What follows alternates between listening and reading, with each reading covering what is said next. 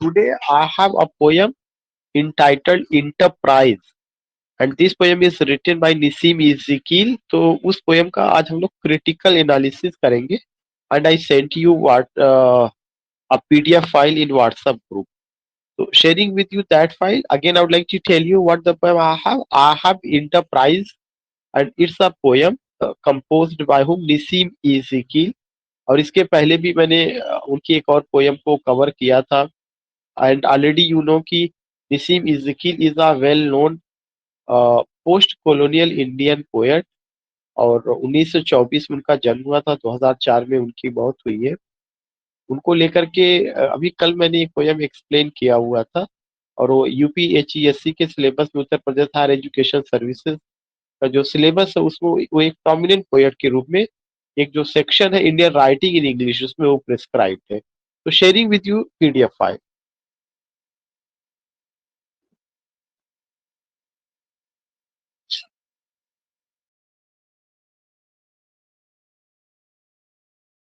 If it's visible, let me know. Is it visible? Yes, it is visible, sir. Okay, okay. यूहीएससी की जो उनका poem enterprise है, enterprise was written by the Indian poet Nissim Ezekiel. तो ये तो अभी हम लोग बात कर ही रहे थे कि in today's class we are going to discuss about enterprise, a poem written by a well known Indian poet Nissim Ezekiel who was born in 2000 who was born in 1924 and died in 2004. The poem published इन 1960, ये जो poem है 1960 में publish हुआ है और जिस collection of the poem में publish हुआ था उसका नाम था द अनफिनिश्ड मैन। तो एक पहला इंपॉर्टेंट क्वेश्चन जो बनेगा कि the poem published in a collection of the poem और उसका क्या नाम रहा है, द अनफिनिश्ड मैन। दूसरा चीज है कि the poem follows a group of people on a pilgrimage. जो पोयम है यह एक ग्रुप ऑफ पीपल को फॉलो करता है जो कहाँ पे जाते हैं, एक तीर्थ यात्रा पर जाते हैं, पिलग्रिमेज पर जाते हैं। तो the poem is about who, the poem is about a group of people on a pilgrimage, या यू कैन से कि the poem is about pilgrims, a group of pilgrims, a group of pilgrims who are going on a pilgrimage, whose long trek begins with a strong sense of purpose but ends in devastation and disillusionment। उन्होंने ये बताया कि वो एक ठीक है, एक track पर तो है, वो एक चीजों को फॉलो कर रहे हैं, लेकिन जो उनका स्ट्रांग सेंस ऑफ पर्पस है वो जो है उसका एंडिंग कैसा होता है, उसका एंडिंग बहुत निगेटिव है। वो क्या होता है, डिवास्टेशन और डिसइल्यूजनमेंट में। सो यू फाइंड दैट कि the poem is about a group of people going on a pilgrimage but the end is how, जो उनका स्ट्रांग सेंस ऑफ पर्पस है, it ends in devastation and disillusionment. The pilgrims who come across as idealistic yet somewhat naive and ill prepared। जो pilgrims है वे कैसे हैं, idealistic है, naive है, लेकिन ill prepared, ill prepared not fully prepared, get so beaten down by their journey that once they reach their destination, get so beaten down by their journey, वे अपनी जर्नी से बहुत ज्यादा थक जाते हैं। Once they reach in their destination, जैसे ही वे अपने डेस्टिनेशन को पहुंचते हैं, they don't even remember why they are there. It's a very important point. They don't even remember why they are there। I just want to ask you a very important thing। अगर हम किसी यात्रा पर जा रहे हैं और हमारा कोई स्ट्रांग सेंस ऑफ पर्पस है और हम अपने डेस्टिनेशन पर पहुंच जाए, अपनी यात्रा पूरी कर ले और यात्रा पूरी करने के बाद जिस मकसद से हमने यात्रा की अगर मैं वही भूल जाऊं लास्ट में, तो वो हमारा जर्नी किसी काम का नहीं होगा, वह डिवास्टेशन में ही जाएगा। तो यहाँ पर एक बहुत इंपॉर्टेंट पॉइंट उन्होंने बताया कि वे सारे लोग जो है ग्रुप ऑफ पीपल है, they go on pilgrimage, they have a strong sense of purpose, they reach at their destination, but when they reach there they don't even remember why they are there, उनको ये याद नहीं हुए वहां किस purpose से आए हुए हैं। The poem has been read as an allegory for a number of things including the journey of life itself. कह रहे कि जो पोयम है यह एलिगोरिकल पोयम है, और इसका जो पूरा का पूरा पर्पस है वह क्या है, सबसे इंपॉर्टेंट पॉइंट अगर आप देखेंगे वह क्या है, the journey of life itself. जैसे फॉर एग्जांपल के लिए इंसान या वर्ड्सवर्थ, कल अभी मैं पढ़ा रहा था पीजीटी में, आपने भी पढ़ा होगा, वर्ड्सवर्थ का पोयम है odd on the intimations of immortality. उसमें उन्होंने कहा child is the father of man. इसका मतलब ये हुआ कि धरती पर आने से पहले एक आदमी की आत्मा या एक बच्चे की आत्मा वो कहाँ निवास करती है, हेवन में निवास करती है। उसको धरती पर भेजा जाता है और एक एक यात्रा पे भेजा जाता है। जब उस यात्रा पे वो भेजा जाता है, उस यात्रा को कंप्लीट भी कर लेता है या धरती पे भेजा गया, तो वो जो है क्या करता है कि वो अपनी जर्नी ऑफ लाइफ अगर कंप्लीट भी करनी है तो वो भूल जाता है कि फॉर व्हाट पर्पज उनको भेजा गया। तो एक इंपॉर्टेंट पॉइंट क्या है, जो द जर्नी ऑफ लाइफ है यह एक सिग्निफिकेंट पॉइंट है कि जो जर्नी ऑफ लाइफ है इसको हो सकता है कि आप कंप्लीट करें, आपका एक स्ट्रांग सेंस ऑफ पर्पस हो कि ईश्वर ने हमें धरती पर भेजा है, 60 साल 70 साल, किसी को जितना भी समय ईश्वर ने हमें दिया हुआ है, हमें उस समय को कंप्लीट करना है और हम उसके प्रति कॉन्शियस भी रहते हैं। लेकिन कभी कभार हम क्या करते हैं कि उसको बिल्कुल भूल जाते हैं। फिर कभी कभार क्या होता है कि हम उस जर्नी को कंप्लीट भी कर लेते हैं और स्ट्रांग सेंस ऑफ पर्पस हमारा होता है कि हमें ये चीज अचीव करना है, लेकिन जब हम अपनी यात्रा को पूरा कर लेते हैं, डेस्टिनेशन पे पहुंच जाते हैं, तब भी हम उस चीज को भूल जाते हैं कि हमें क्यों भेजा गया।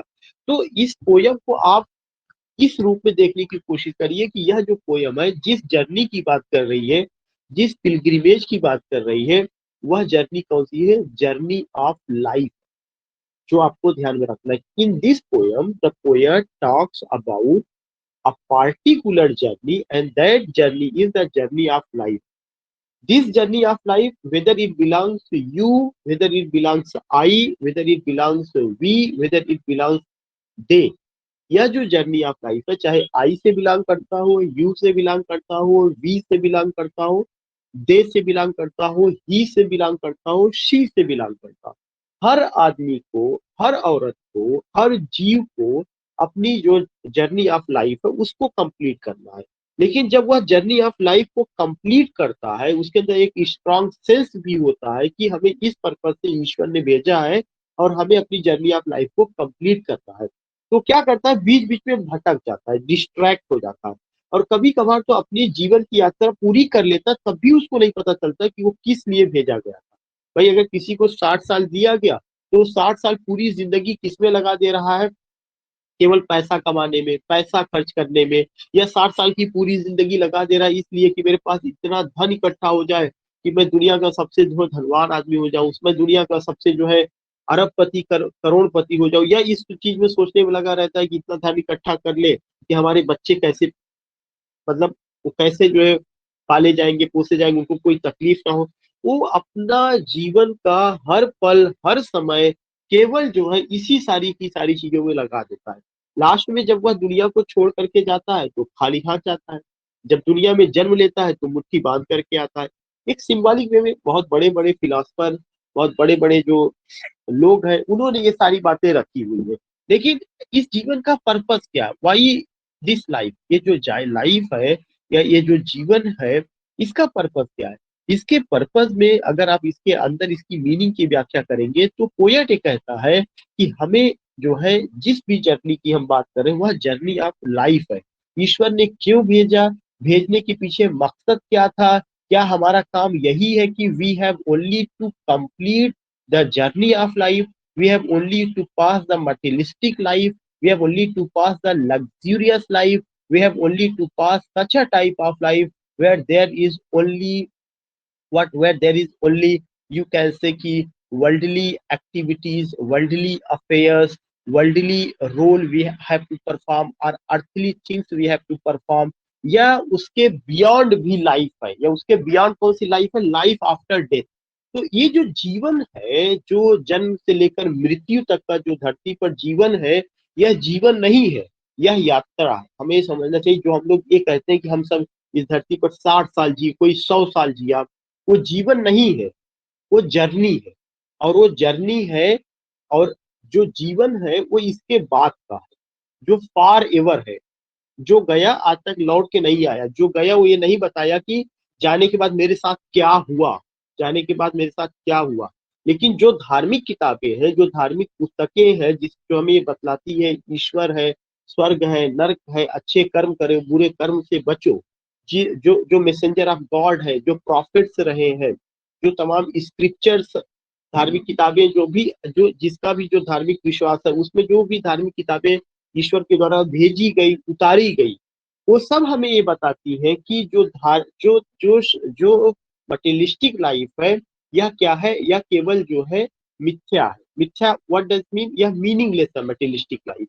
ये लाइफ को आप लाइफ ना मानिए, ये लाइफ एक जर्नी है। जितनी खूबसूरत जर्नी आप अपनी यहाँ से करके जाएंगे, जो ईश्वर के द्वारा दिखाया गया रास्ता है, उसको उस रास्ते पर चल करके जाएंगे, उतना ही आपकी लाइफ सक्सेसफुल लाइफ होगी।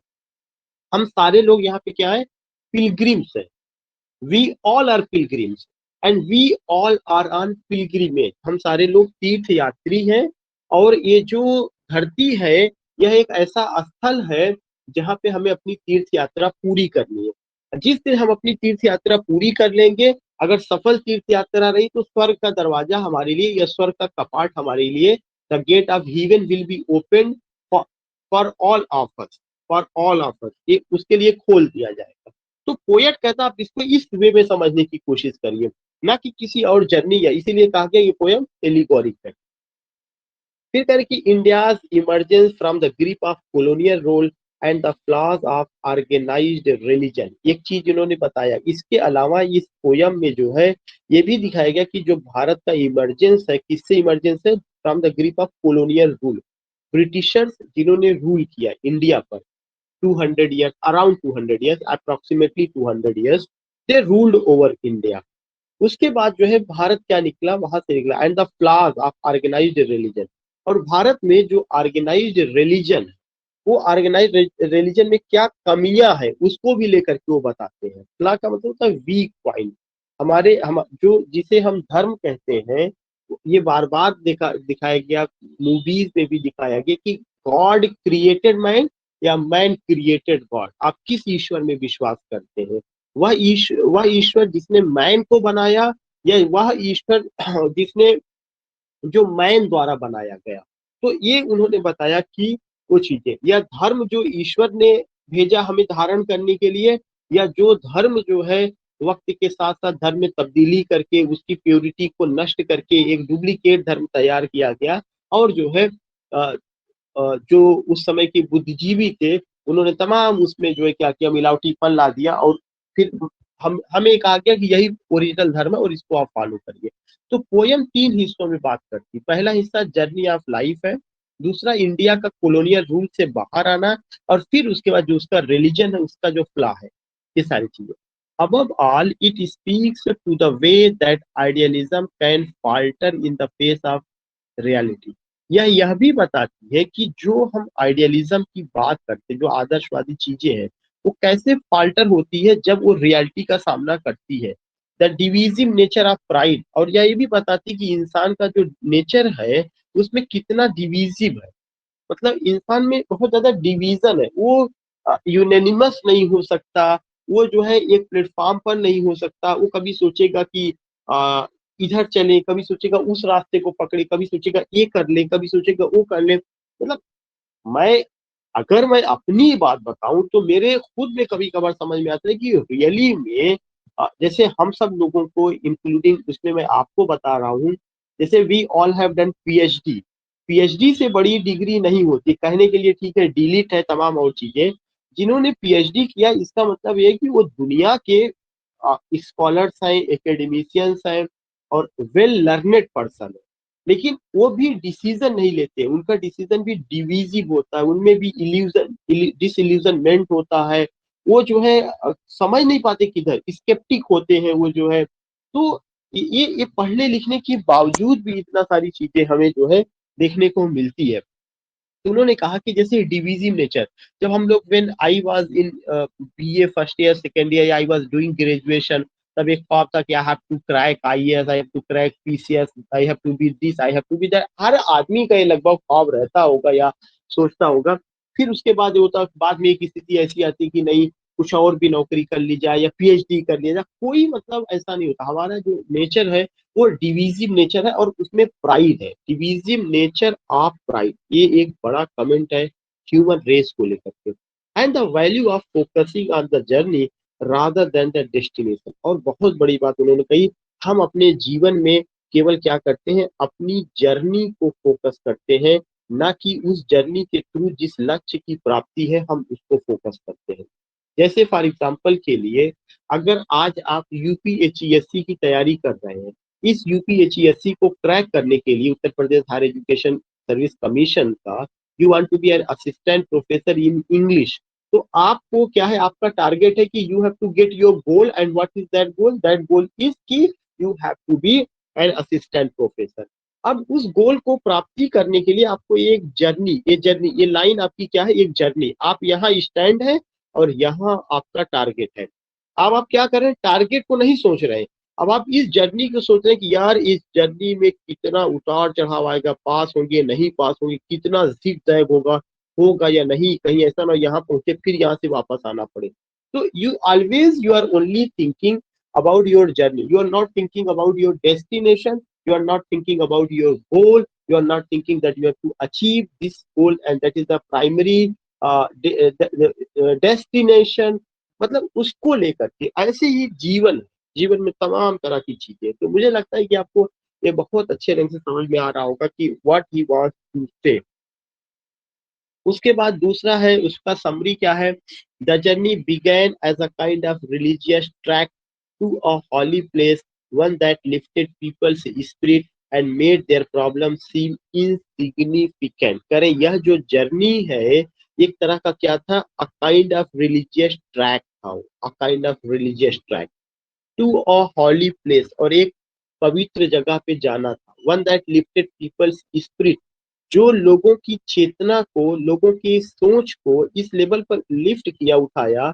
And made their problem seem insignificant, और उनकी जो समस्या थी वह कैसे हो गई, इनसिग्निफिकेंट हो गई। What do you mean by insignificant? Meaningless. What do you mean by insignificant? Meaningless. I just want to say कि जो इंटरप्राइज है यह एक ऐसा पोयम है जो सिंबॉलिक वे में, जो एलिगोरिकल वे में प्रेजेंट किया गया है। And the poet here says कि your life is not life, earthly life is only a journey. जो अर्थली लाइफ है वह एक जर्नी है। You have to complete this journey to get your goal. And what is your destination? What is your goal? Life after death. So think about your goal, think about your destination. Don't think about the journey of life. Don't think what the problem will come, what the obstacle will come, what the hindrance will come, what the difficulties will come, what the this negative point will come in the way, whether will you overcome it or not, that is another thing। तो वो ये कहते हैं कि आपको क्या करना है, आपको किसके बारे में सोचना है।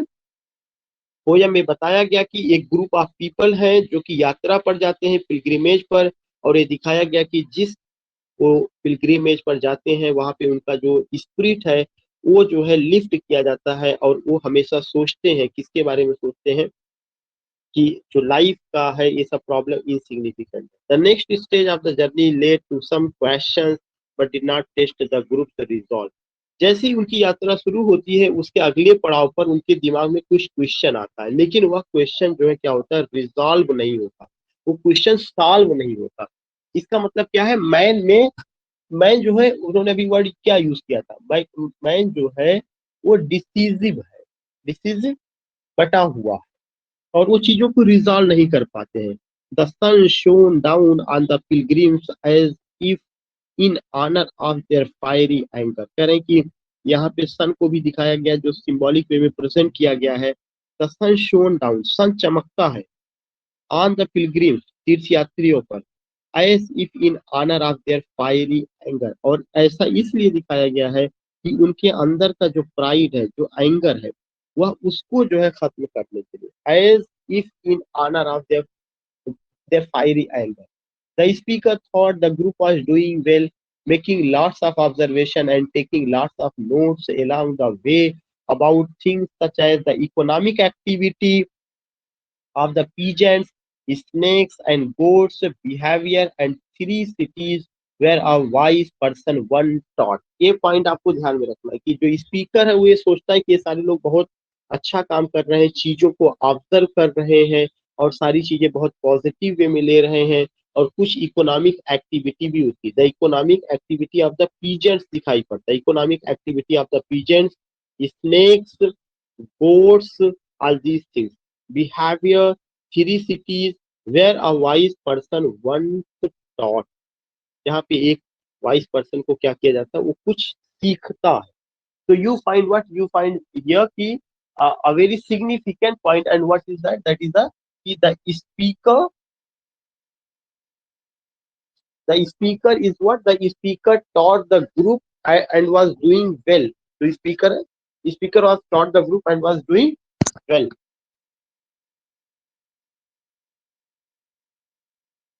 उसके बाद जो है अगर आप देखेंगे कि क्या है, then you find, but when people started to argue over how to cross a particular area of desert, one pilgrim whose writing sounded better than anyone else decided to leave the group. A growing shadow loomed over them.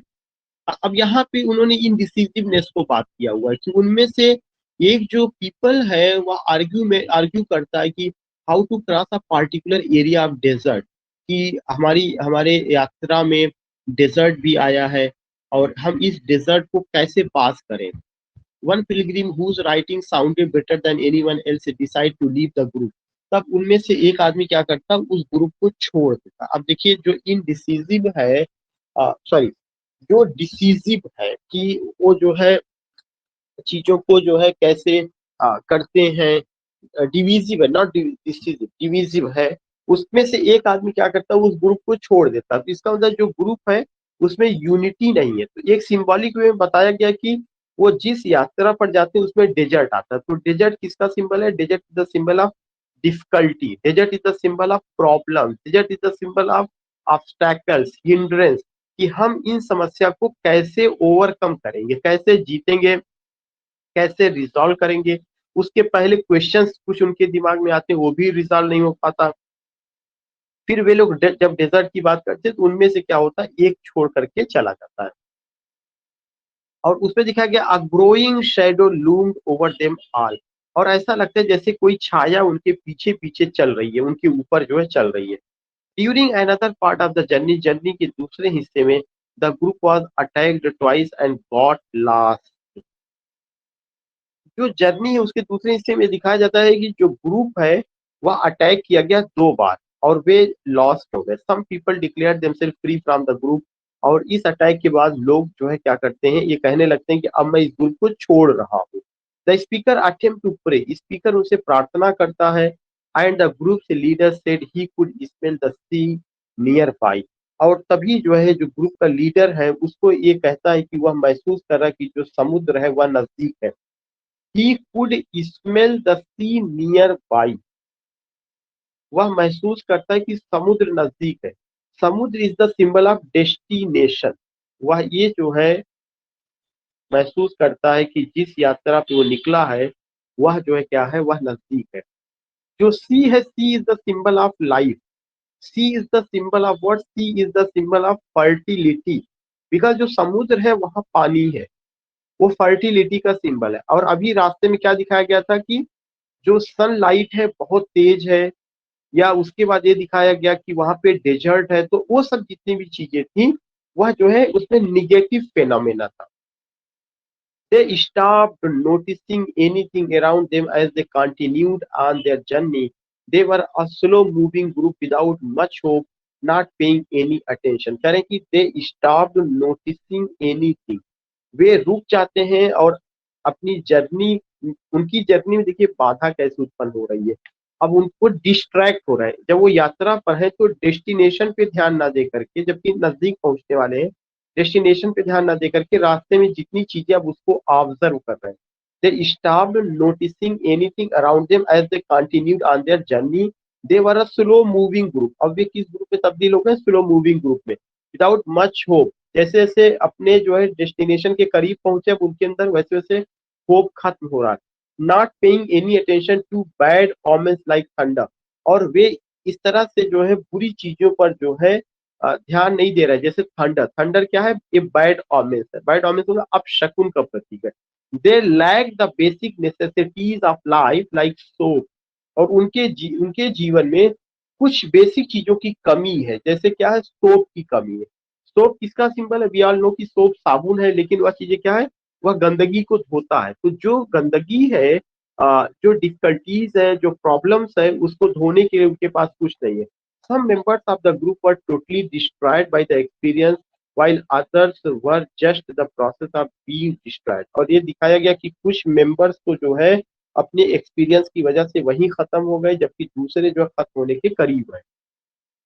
When they finally made it to their destination, they barely even knew why they had came. वे जब destination पर पहुंच जाते हैं तो उनको बहुत मुश्किल से पता चलता है कि वे यहाँ पर क्यों आए हैं। They the journey had made their faces dark and sad and they realise that nothing they had done was particularly special और meaningful. They must collect their grace at home. ये एक सिंबॉलिक वे में प्रेजेंट किया गया, जो एक बहुत significant point है। और क्या है? The journey had made their faces dark and sad. Journey से उनके जो फेसेस है वो डार्क और सैड हो चुके हैं। And they realise that nothing they had done. और उनको ऐसा लगता है कि उन्होंने कुछ भी नहीं किया। वॉज पार्टिकुलरली स्पेशल और मीनिंगफुल। जो कि ऐसा कोई काम नहीं किया जो कि स्पेशल या मीनिंगफुल हो। They must collect their grace at home. उनको ऐसा लगता है कि उनको घर ही वापस चले जाना चाहिए।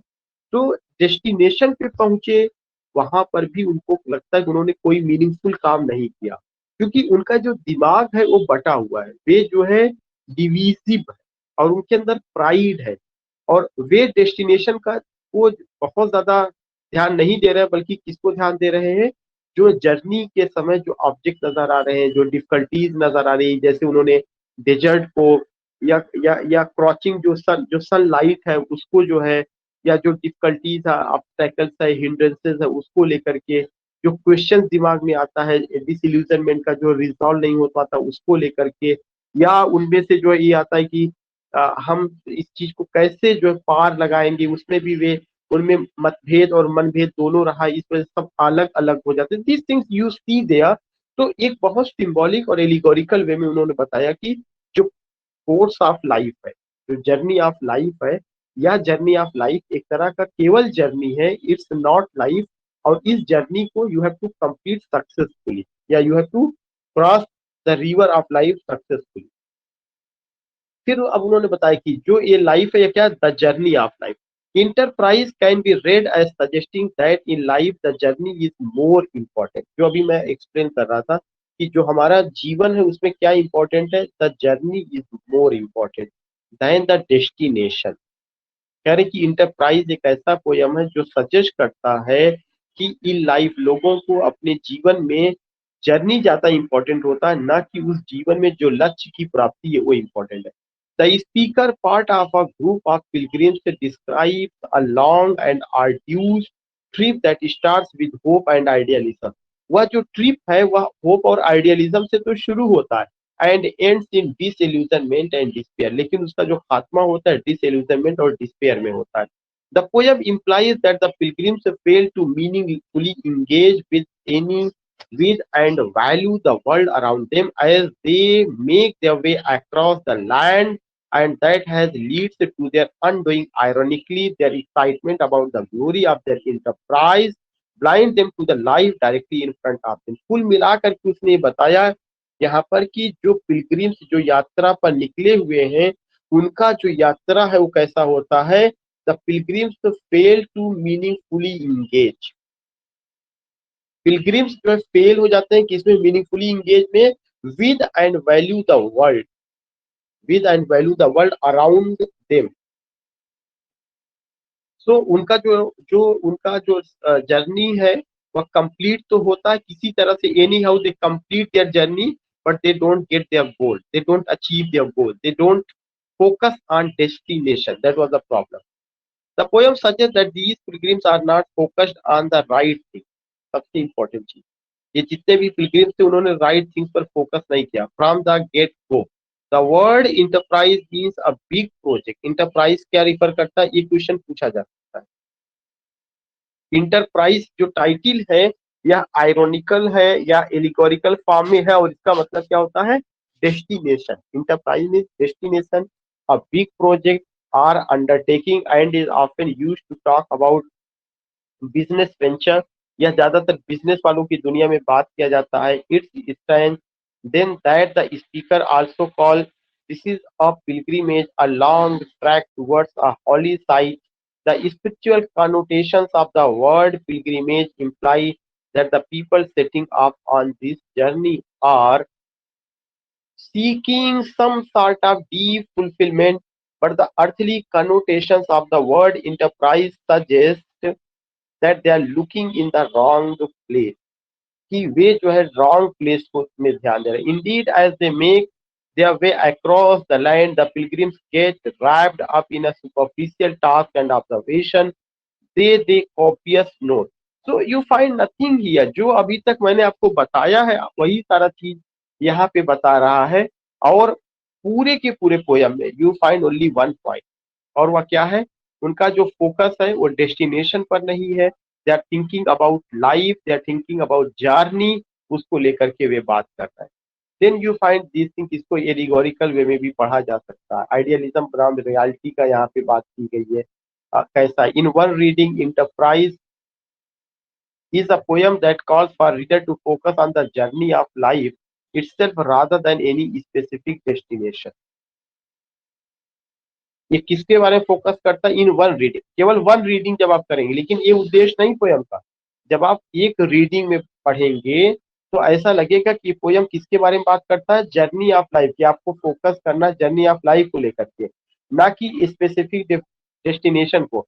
But it can also be read as a general exploration of the way idealism gets cut down in the face of reality. लेकिन जब आप जो है इस पोयम को रियलिटी के ग्राउंड पर पढ़ेंगे तो आइडियलिज्म किनारे लग जाएगा, और रियलिटी ये दिखाएगी कि आपको जीवन में या जीवन की यात्रा में दिक्कतें आएंगी, और उसको झेलते हुए आपको अपने जो है डेस्टिनेशन पर ध्यान रखना है। Though the pilgrims in the poem begin their trek with enthusiasm, उन्होंने जो यात्रा शुरू की थी बहुत उत्साह से शुरू की, लेकिन उनमें वीगर भी रहा तमाम चीजें। लेकिन जैसे जैसे उनको ट्रायल जीवन की यात्रा का करना पड़ा, वे एक दूसरे का साथ छोड़ते जाते हैं और वे थक जाते हैं, वे कुछ अचीव नहीं कर पाते हैं। तो कुछ भी नहीं है, मैंने बताया ये सब जितना भी मैंने पढ़ा है सब वही चीजें हैं। आपको बस इसको जो है क्या करना है, अपने आप से पढ़ना है, अब इसमें और कुछ रह नहीं गया है जो मैं आपको अलग से बताऊं। तो you got about this poem की उसका क्या मकसद है, वो क्या बताना चाहता है। Nothing you find here, I have gone, your objective is only what, your objective is only and only you have to go through the poem. एक एक लाइन आप पढ़ डालिएगा, आपको सारी चीजें समझ में आ जाएगी। एंड आई थिंक कि सब आपको समझ में आ गया, कुछ ऐसा नहीं है जो उसमें कोई नया चीज हो। वो सब चीजें अगर आपको याद हो, टी एस एलियट का जर्नी टू मेजाई पोयम था, वो भी लगभग इसी पैटर्न पे लिखा गया था, सेम ऐसी चीजें को। ठीक है, तो जस्ट